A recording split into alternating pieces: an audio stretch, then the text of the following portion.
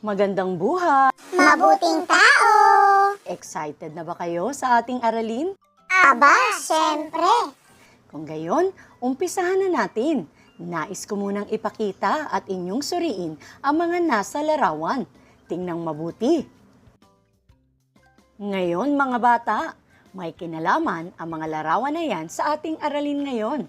At iyan ay ang pagsusunod-sunod ng mga pangyayari. Matutukoy ba ninyo ang wastong pagkakasunod-sunod ng mga pangyayari batay sa larawan na inyong nakita? Kung gayon, maglaro tayo.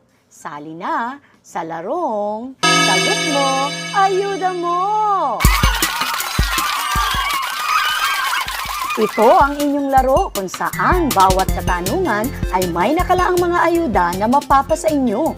Kung tama ang magiging kasagutan ninyo sa 5 tanong, kayo ay makakatanggap ng 5 sardinas. Kung 4 naman ang inyong tamang sagot, ay 4 na noodles. Kung 3 tamang sagot, 3 biskwit. Kapag 2 lamang, 2 saging. At pag 1 lang ang inyong tamang sagot, ay 1 face mask ang inyong matatanggap. Narito ang unang tanong. Handa na ba kayo? Aba, syempre! Ano sa tingin ninyo ang unang gagawin ng bata? Ano ang sagot? Matutulog! Matutulog! Dumako na tayo sa pangalawang tanong. Tukuyin ang ikalawang hakbang na gagawin ng bata. Ano ang sagot? Gigising! Gigising! Ngayon naman, para sa pangatlong tanong, pagkagising. Ano ang gagawin ng bata? Sagot! Mag-aalmusal! Siyempre, mag-aalmusal! At ang pang-4 na tanong, pagkatapos mag-almusal, ano na ang susunod niyang gawin? Sagot! Magsisipilyo! Magsesepilyo! At ang pang-5 katanungan, ano naman ang pinakahuling gagawin ng bata? Sagot! Papasok sa eskwela! Papasok sa eskwela!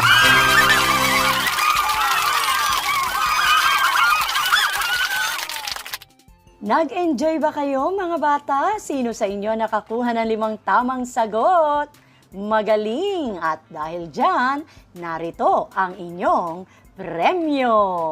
5 latang sardinas!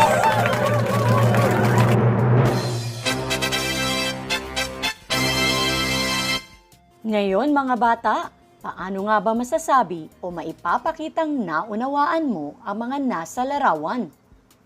Sa pamamagitan ng pagsusuri sa mga larawan at pagsagot ng maayos sa mga tanong ukol dito upang maisalaysay mong muli ang tamang pagkakasunod-sunod ng mga pangyayari sa larawan.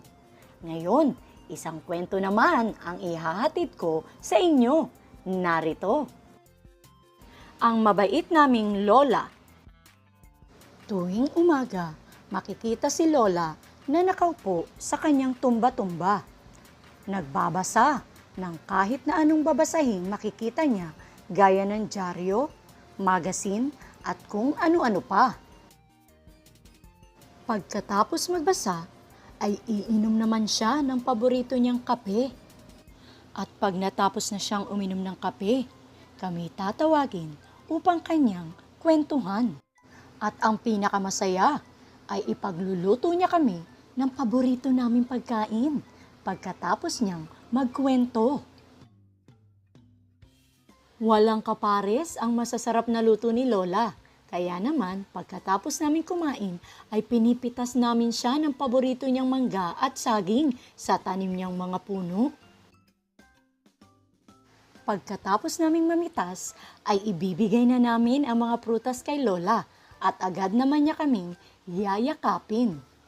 Mga bata, nais kong pagsunod-sunurin ninyo ang mga pangyayari sa kwento bilang gabay ninyo sa pagsagot. Makatutulong ang mga pang-ugnay na salita tulad ng una, pangalawa, kasunod, pangatlo, Pagkatapos at pinakahuli, narito, lagyan ng bilang 1 hanggang 5 ang bawat pangyayari ayon sa pagkakasunod-sunod nito. Simulan na!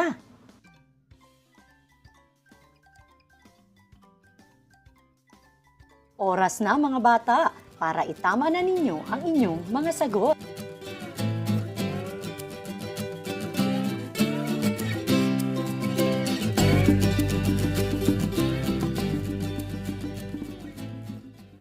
Ngayon naman mga bata, pakinggan ninyo ang nilikha kong tula. Narito. Ang pagbabago. Sa darating na Agosto, balik eskwela. Kaya mga bata, kayo'y maghanda. Mga bagong estratehiya'y mararanasan hanggat umiiral problema ng bayan. Habang nasa bahay, kayo'y naglalaro. Kaya't pag-aaral, magmimistulang parang laro. Ang kagandahan, di lamang malilibang, isipay mauhubog sa bawat nilalang. Sa pagsisimula ng klase, mga magulang kaagapay, dahil distance learning ang ating ikakampay.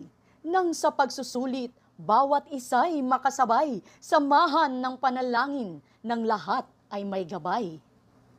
Sa pagkuha ng resulta ng pinagsumikapan, paniguradong ngiti sa inyo'y masisilayan. Kaya mga bata, huwag nang mag-alala, kagawaran ng edukasyon ang ating kasangga. Ngayon mga bata, ang mga pangyayaring inaasahan na nakapaloob sa mensahe ng tula ay inyong pagsusunod-sunurin gamit ang mga larawan. Kaya, simulan na!